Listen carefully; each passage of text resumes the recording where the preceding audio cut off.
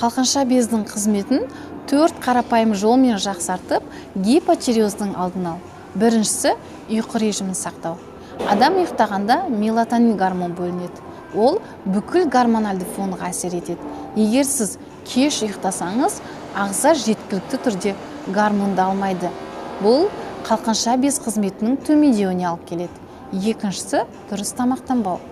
Чипсы, кирешки, бургер, пицца тез сіңірілетін углеводтарды шамадан тыс қолдану бауыр және ішектің жағдайын нашарлатады. Ал неактивный гормонның активті гормонға айналуы 60% бауырда, 30% ішекте өтетін процесс. Үшіншісі ментальды денсаулық. Егер сіз үнемі стресста жүрсеңіз, қанда кортизол деңгейі жоғарылайды. Ал ол қалқанша без гормондарының түзілуін төмендетеді. Төртіншісі дефициттерді толтыру. Себебі қалқанша без гормондары түзілу үшін йод, селен, цинк, белок, темір өте қажет.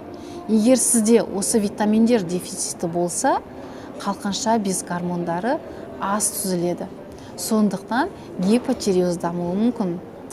Мен Ибрагимова Севара, эндокринолог дәрігері, парақшамда қалқанша без ауруларымен бөлісемін. Пайдалы болса, парақшаға тіркеліп ал.